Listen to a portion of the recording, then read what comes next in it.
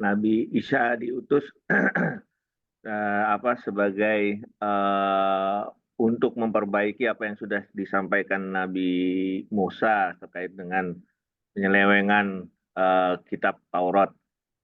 Eh, yang saya mau tanyakan adalah kan di antara Nabi Musa dan Nabi Isa alaihissalam ada Nabi Daud alaihissalam. Ya, Sedangkan Nabi Daud ya, itu kan diturunkan kitab Zobur, Zobur itu.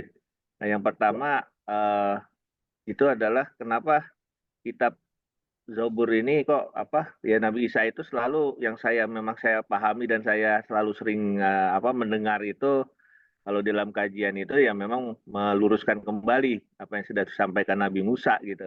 Nah, ini Ya. kitab Zobur ini kemana? Yang pertama itu. Terus lalu yang kedua adalah terkait dengan yang disampaikan Ulul Azmi. Nah, Hmm. kenapa Nabi Daud itu tidak termasuk Ulul Azmi karena padahal dia mendapatkan kitab gitu. Saya awali dari pertanyaan yang keduanya, ya, tentang ulul azmi, karena ini berangkat dari sana nanti. Ulul azmi ini Allah sebutkan di ayat 35 surat Al-Ahqaf, ya. Surat Al-Ahqaf surat yang ke-46 ayat 35. Fasbir kama sabaru ulul azmi minar rusul wala tasta'jil lahum. Bersabarlah engkau wahai Muhammad sebagaimana kesabaran mereka ulul azmi daripada para rasul, yaitu Nabi Nuh, Nabi Ibrahim, Nabi Musa, dan Nabi Isa alaihi wassalam. Bersabarlah engkau seperti sabarnya empat nabi ini. Itu begitu maksudnya. Ya. Wala tasta'jil lahum. Jangan minta buru-buru agar Allah menghukum kaum Quraisy, segera mengazab mereka, segera menjatuhkan mereka, atau segera engkau menang, segera engkau berhasil. Nah, itu Nabi itu sempat dicegah begitu oleh Allah. Karena dulu Nabi juga pengen cepatnya menang. Ya kita ini pengen cepat menang juga, gitu istilahnya banyak. Semua orang ingin cepatnya segera menang, segera menang. Nah, ka'annahum yauma yarawna ma yu'aduna lam yalbathu illa sa'atan min naharin, ya, min naharin. Seolah-olah mereka nanti akan melihat apa yang dijanjikan Allah kepada mereka ini, bahwa mereka akan, kalau kafir akan diazab oleh Allah, kalau beriman akan diberikan tempat yang baik nanti, yang istimewa dalam surganya nanti.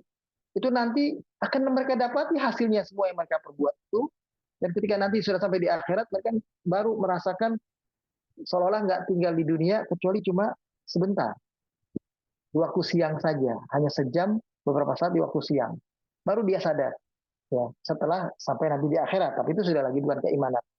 Faliyuhlaku ilal qaumul fasiqun. Maka tidak ada yang hancur, tidak ada yang binasa dengan kenyataan semacam ini kecuali orang-orang yang jahat, orang-orang yang fasik. Nah, ulul azmi ini itu dikenal karena kesabarannya. Adapun Nabi Daud alaihissalam, dia punya kondisi yang sedikit berbeda. Walaupun dia sosok Nabi yang juga istimewa. Bahkan dia adalah sosok yang nantinya akan melahirkan seorang anak yang menjadi raja, raja yang paling kuasa dari zaman itu sampai zaman akhir zaman nanti. Yang kekayaannya memiliki kekayaan yang di zaman itu paling kaya dan akan tetap paling kaya sampai pada akhir zaman. Itulah Nabi Sulaiman alaihissalam.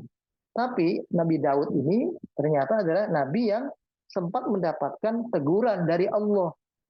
Kalau masih ingat, Nabi Daud itu sempat dapat teguran dari Allah, ya, dalam kisah di surat Sot yang kita bahas dulu kalau masih ingat. Ditampilkan ada dua orang yang berselisih, yang dua orang itu mengatakan, saya punya kambing 99, sedangkan si Fulan punya kambing satu. Saya mau beli kambing dia supaya saya genap 100.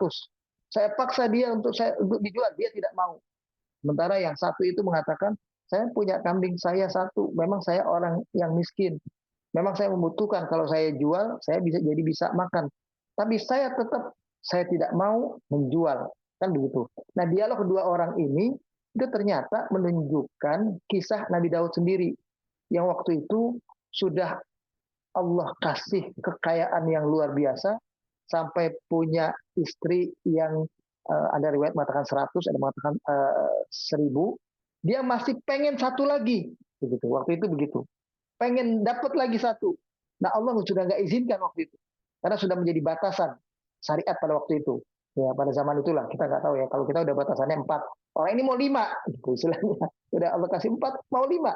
Nah, Nabi Daud ditegur oleh Allah dengan kisah seperti itu. Nah, itu kan menunjukkan dia sosok yang nggak punya kesabaran, boleh dibilang begitu.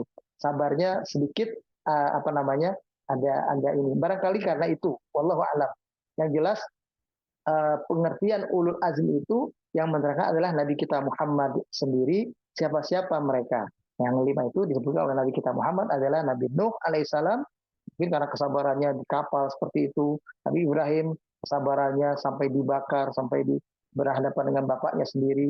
Kemudian Nabi Musa yang berhadapan dengan Fir'aun, Nabi Isa dengan kaumnya yang membunuhnya itu dari kaum lain dan menganggap dia sebagai Tuhan dan semacamnya. Nah, mungkin seperti itu barangkali. Wallahu a'lam bishawab. Yang jelas kelima nabi ini memang adalah nabi-nabi yang istimewa. Adapun pertanyaan yang pertama tadi, kenapa Zabur tidak disinggung-singgung?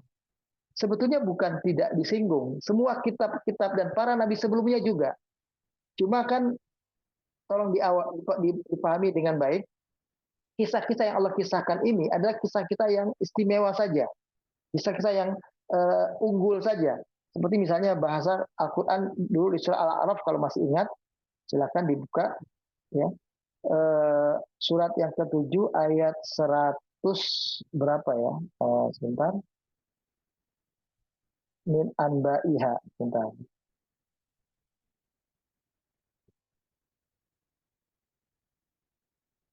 Nah ini.